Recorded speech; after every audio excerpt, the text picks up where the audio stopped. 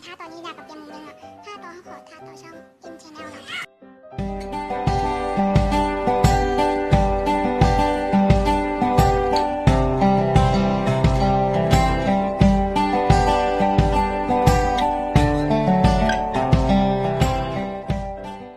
สบายคนกังโผหลายแล้วหรอกไม่ได้จะมาคุณท่าเป็น2 แท็กหรอกกัน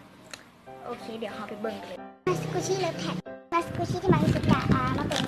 มาน้ำตัวนี้อันนี้ได้มาใหม่กันจะเล่นในเบิ่งคลิปกันก่อนที่แกะพัสดุพอแกะพัสดุแกะกล่องซุ่ม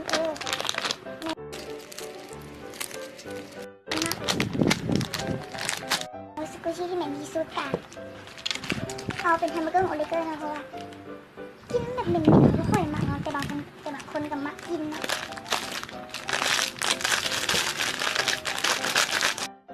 ข้อที่3นะสกุชี่เป็นขนมปัง3 อันเลยอันที่1อันที่1เป็นมินิปังปอนนี่ก็เป็นขนมปังเลยเนาะอันที่2เป็นแฮมเบอร์เกอร์อันนี้ไม่แน่ใจว่าเป็นขนมปังเลยอันที่3เนาะอันนี้คือน่าจะ FC เนาะซึ่งเขาคิดว่ามันคือหูขนมปังข้อที่4เนาะดึกสกุชี่ลงยาเปียกซึ่งเขาจะบอกว่าบ้านยาบ่มียาเอาสิไปดึกใส่หม้อแบบเป็นดินเปียกๆเนาะนั่นแหละซึ่งเขาเรียกสกุชี่มันเป็นสกุชี่นี้เลยเนาะก็คือเมื่อวานหากันเอาไปจุ่มน้ำเล่นเนาะ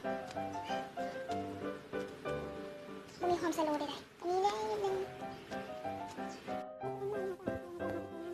น้ำพร้อมสกุชี่พร้อมดินพร้อมไปใส่กันเลย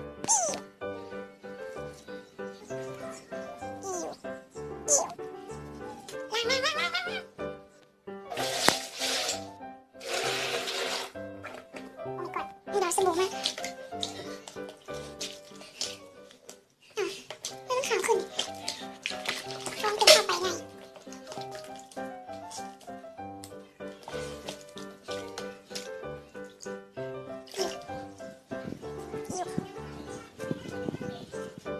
นี่สกุลมันมีความสะดวกดีอันนี้เด็กปะไข่ไว้นี่คอมเมนต์ท่าตอนนี้นะกับเตรียมมุมนึงเนาะท่าต่อเขาขอท่าต่อช่อง N Channel เนาะต่อไปเนาะทำมาจากช่อง N Channel เนาะบริเวณ N Channel เดิมคือจะทำเบิ้งข้อที่1กันเลยเนาะเราไม่สกุลที่เนากับเขากับได้เรื่องมาเป็นตัวหัวโปเกมอนเยอะด้วยเนามากแบบซุปเปอร์ความอะไรเนาะ2เนาะสกุลชี่กินหอมเอา2 อันขึ้นไปเนาะกัน1มาเนาะตัวอีโน่มันหอมบลูเบอร์รี่นะ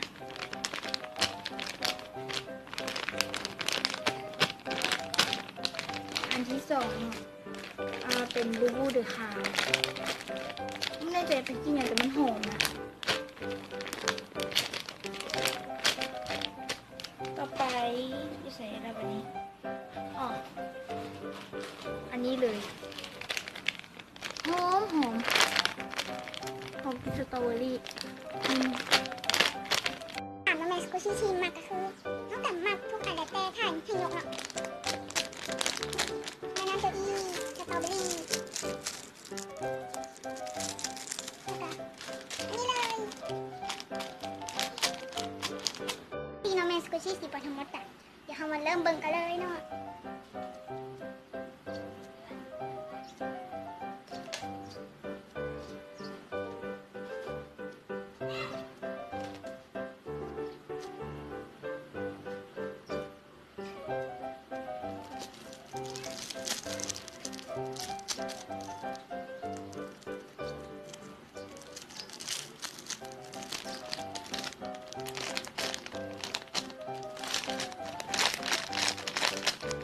ที่ผ่านน้องแมนสกุชี่ที่แล้วแต่ต้องแมนตัวนี้เลยโฮมเลยมากเป็นจากปีแล้วก็เป็นจากแพ็กเกจ